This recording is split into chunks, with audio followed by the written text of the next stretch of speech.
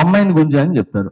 నేను ఇప్పుడు ఆ అమ్మాయి ఎవరు, ఆ అమ్మాయి ఎక్కడుంది, ఎక్కడ గుంజాను, దేనికి గుంజాను, సో గుంజి నాకు ఇప్పుడు వివరణ కావాలి. నాకు అది నిరూపిస్తుంది చెప్తున్నా. వీడియోలో ఉన్న ఏది నిరూపించినా నేను టోటల్గా కొరియోగ్రాఫర్ రిజైన్ చేసి వెళ్ళిపోతాను. ఏది లేదు, అంత అబద్ధం.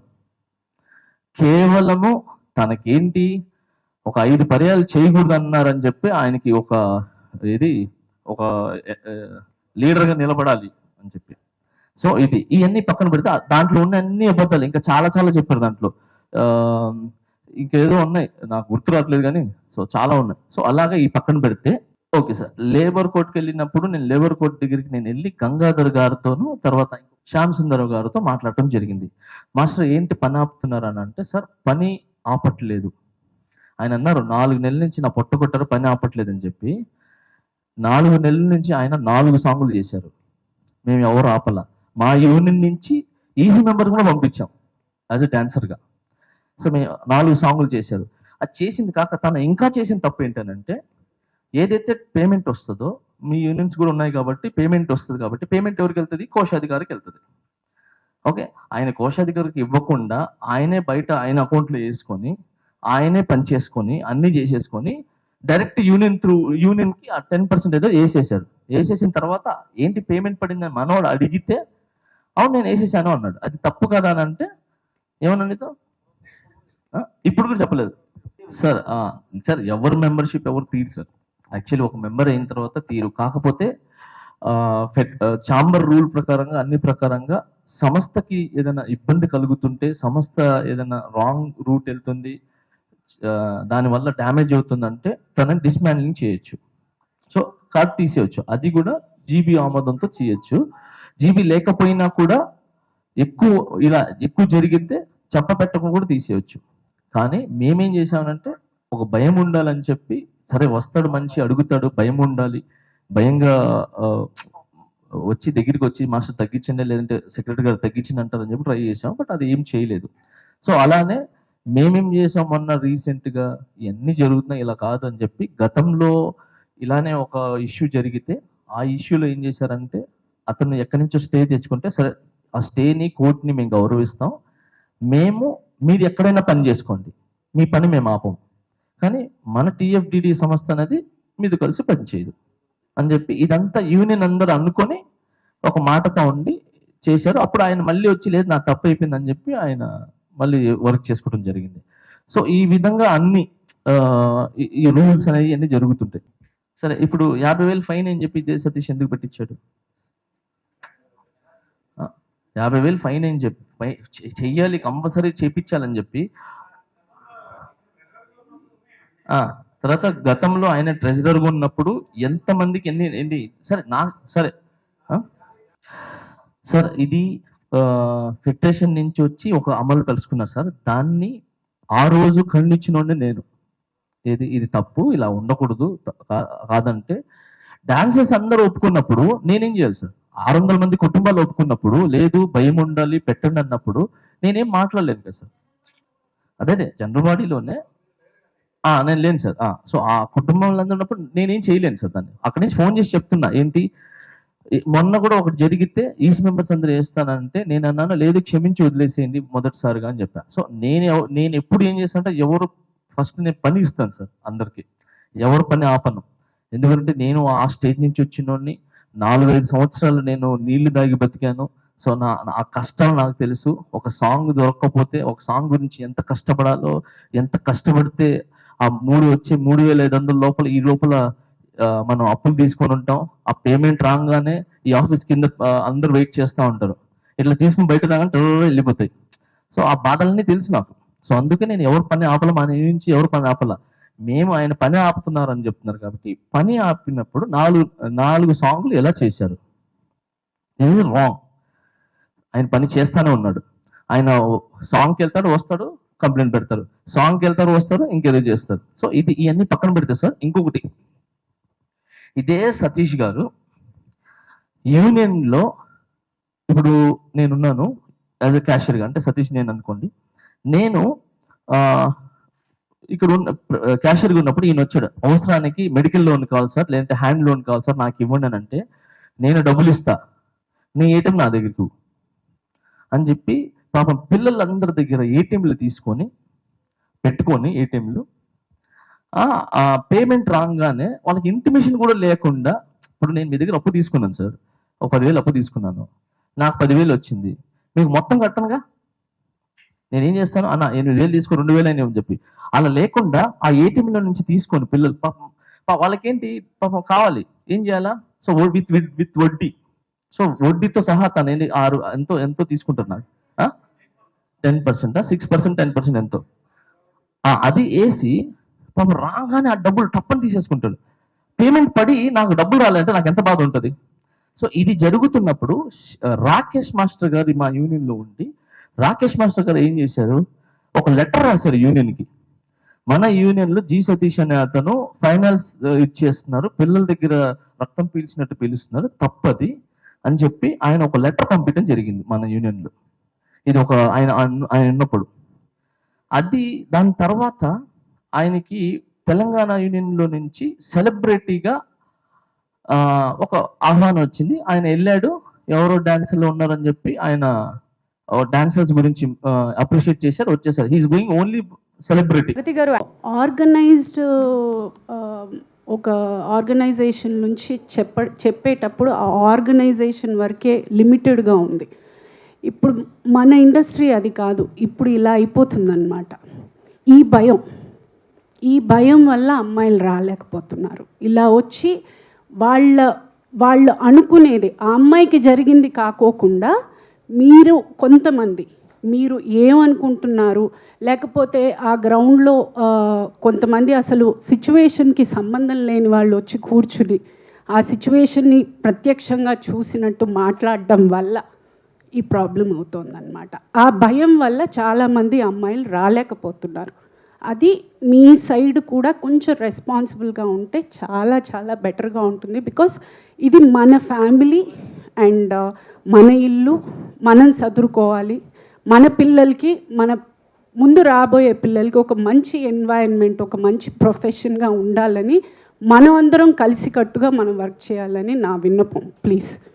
ఇప్పుడు ఆయన అడిగిన ప్రశ్నకి ఏంటంటే మేజర్గా ఇక్కడ ఒక కంపెనీ ఒక 6 నెలలు సంవత్సరం పనిచేస్తుంది, వెళ్ళిపోతుంది. ఒక అమ్మాయి కానీ ఎవరైనా ఒకళ్ళు కంప్లైంట్ ఇస్తే ఈ పర్టికులర్ అన్ఆర్గనైజ్ సెక్టర్ అయిపోయి మళ్ళీ ఎవరికి పని దొరకదేమో, మళ్ళీ నేనేమైపోతున్నా, నా కెరీర్ ఏమైపోతుందో అనే భయంతో కంప్లైంట్లు ఇవ్వట్లేదు. నేను ఇందాక నా ఇంట్రడక్షన్లో నేను చెప్పాను, ఈ కేసుని మనం ఎగ్జాంపుల్గా తీసుకుని ఇప్పుడు ఈ అమ్మాయికి కానీ కరెక్ట్గా ఇప్పుడు ఆల్రెడీ అమ్మాయి she working in very big companies. So ధైర్యం, నా ఇట్లా బయటకు వచ్చినా కూడా నాకు పని దొరుకుతుంది అనే ధైర్యం ఎప్పుడైతే మనం ఒక ఆడపిల్లకి ఇవ్వగలుగుతామో అప్పుడు నలుగురు వచ్చి మనకు కంప్లైంట్ ఇస్తాం. ఆడపిల్లైనా మగపిల్లడైనా మగపిల్లలకు కూడా ఇటువంటివి లేవు, ఇక్కడ వాళ్ళకు కూడా ఉన్నాయి. ఎవరైనా కానీ కంప్లైంట్ ఇస్తానికి ధైర్యం చేసే పరిస్థితి కావాలంటే ఒక ధైర్యం ఇచ్చే ఇది ఉండాలి, ఆర్గనైజేషన్ ఉండాలి. అది ఉండటానికే ఈ ఫస్ట్ కేసు ఎగ్జాంపుల్ చేద్దాం అనేది ఉద్దేశంతోనే ఇవాళ మేము ముందుకు వచ్చామని మొదట చెప్పాను. అదే ఉద్దేశం, అందుకే మనకు రావట్లేదు. ఇందాక మీరు అడిగినట్టు ఈయన చెప్పినట్టు లక్ష్మీనారాయణ చెప్పింది వ్యాలిడ్ పాయింట్. ఏంటంటే ఎందుకు ముందు చెప్పడానికి కాదు లక్ష్మీనారాయణ గారు, మీరందరూ ఏంటంటే రెస్పాన్సిబిలిటీ ఉన్నవాళ్ళు చాలామంది చేస్తారు, మిగిలిన వాళ్ళు చేయరు, కాబట్టి వాళ్ళకు కూడా చెప్పాలి అనేది మీ ఉద్దేశం అని నాకు అర్థమైంది. సో అందరికీ అదే, మీడియా అంటే ఎవరైనా అదే, కాబట్టి అది తెలిసి ఉంటుంది కదా అని మేము అనుకున్నాం. అది మా అమాయకత్వం అయినందుకు క్షమించండి, భవిష్యత్తులో చెప్తాం. Respondent yet has not come out to give a statement, and unfortunately we will not be able to disclose the we have spoken, we have taken statements from both the sides. Yes,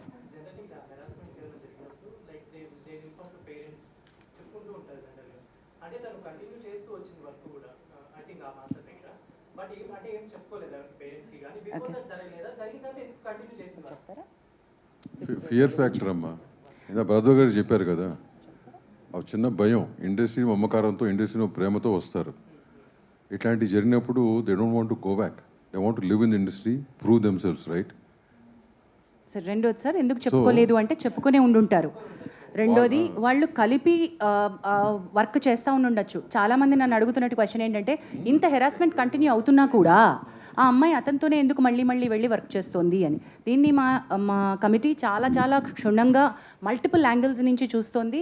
wear sexual harassment nature నుంచి, work place sexual harassment nature నుంచే చూస్తున్నా. Number 1, consent ఉంటే అది valid కన్సెంటా కాదా, ఆ consent ఆ సందర్భంలో ఇచ్చినటువంటి కన్సెంట్ వ్యాలిడా కాదా.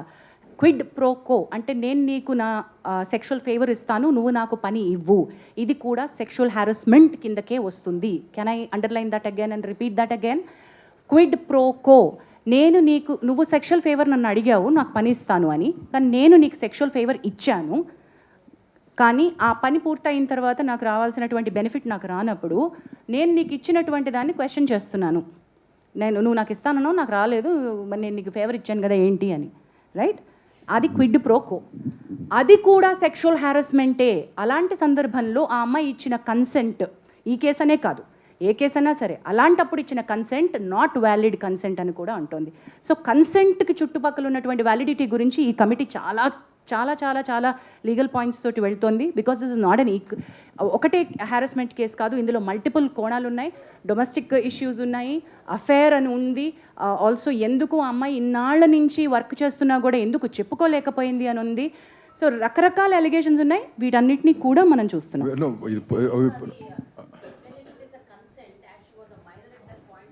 Consent and validity, null and void, validity of the consent. అది బేసిక్ ఈ కేసు కాదమ్మా. What she is mentioning about the general point of overall గా చెప్పాను, కన్సెంట్ గురించి చెప్పాను. బట్ ఈ కేసుకి సంబంధించి whatever report, once we get all the evidences, whatever we do, will keep it in front of you.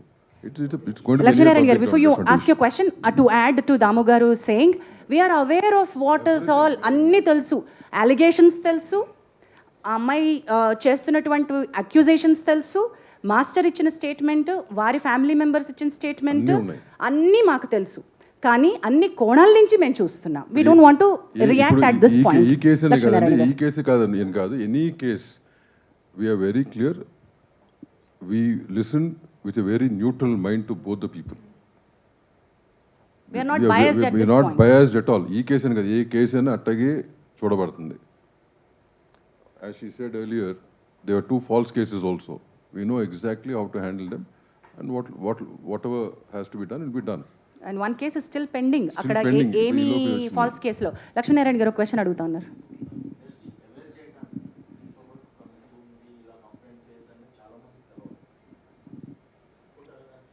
ఒప్పుకుంటున్నాను sir, అంటే committee ఉందని కొంతమందికి తెలుసు, అందుకే అన్న సరిపోయినన్ని తగినన్ని సూట్ అయినటువంటివి ఎక్కువ లేవు. ఇప్పుడు కొత్తగా మనం ఇప్పుడు ఏం చేస్తున్నాం, next 1 week awareness we going to create. మీరు అన్నట్టు ఏంటంటే కొంతమందికి తెలుసు, and women's support voice of women దాంట్లో ఆల్మోస్ట్ ఒక 100 people are involved, they are in a group, right? So వాళ్ళ ద్వారా కూడా కొంత స్ప్రెడ్ అయి ఉంది. బట్ ఓవరాల్గా ఉట్టి ఉమెన్ కోసమే కాదు, even men should know about it, right? So next 1 week that's what you're planning. మొత్తం ఆల్ యూనియన్స్కి కానీ, యూనియన్స్ నుంచి వాళ్ళకి సంబంధించిన మెంబర్స్కి కానీ గ్రూప్స్ క్రియేట్ చేసి we're going to spread all these awareness, the phone number, the email, posters, చెప్పండి, అదే, and regarding the box we have out here where we get letters, all this will be done. అట్లాగే Sahas women safety wing అని మనకి DGP శిఖా గోయల్ గారు సాహస్ అనే ఒక అద్భుతమైనటువంటి sexual harassment లేకుండా ఇండస్ట్రీ సేఫ్టీ ఫర్ విమెన్ అని ఒక వింగ్ స్టార్ట్ చేశారండి. It's called Sahas. There by Telugu film chamber of commerce నుంచి రిప్రజెంటేటివ్స్ సాహస్కి ఈసీలో ఉన్నారు. సుప్రియా యార్లగడ్డ గారితో పాటు దాము గారు కూడా is a part of the executive committee of, and we're trying to get మనం ఆల్రెడీ ఒక ఒప్పందానికి సాహస్తో ఉన్నాం. మనకి additional support like legal support దగ్గర నుంచి psychiatric support or medical help, police support ఏం కావాలన్నా కూడా సాహస్ నుంచి వస్తుంది. So chamber is initiating dialogue with multiple bodies. And we also have members from various walks of life, ma. Ikkada undante this particular case we have handled. ఇక్కడ ఉన్నటువంటి ఈ committee, ఈ కేసుకి వేయబడిన కమిటీ ప్యానెల్లో మనకి ఆల్మోస్ట్ 25 మెంబర్స్ ప్యానెల్లో ఉన్నారు. Doctors ఉన్నారు, psychologist ఉన్నారు, అందరూ ఉన్నారు. Depending on the case, we involve those people. Yeah.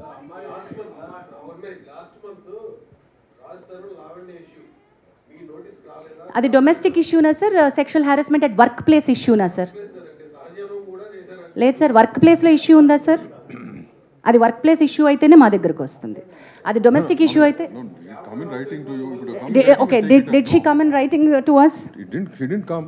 Suo motu తీసుకోలేము సార్ మేము. Sumoto case, 100% it has to come to us. చెప్పమ్మా.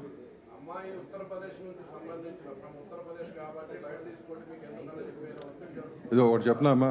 No, I'll answer this. See, ఇప్పుడు ఆపరేషన్ లేకుండానే మోకాళ్లకు ప్లాస్మా ట్రీట్మెంట్. మీ ఆర్థోపెటిక్ సమస్యలన్నిటికీ రోబోటిక్ టెక్నాలజీ ద్వారా తక్కువ ఖర్చుతో శాశ్వత పరిష్కారం. Free consultation. ప్రతి ట్రీట్మెంట్ పై 20% డిస్కౌంట్. ఈ ఆఫర్ కొద్ది రోజులు మాత్రమే. త్వరపడండి. V9 hospitals 9281465842.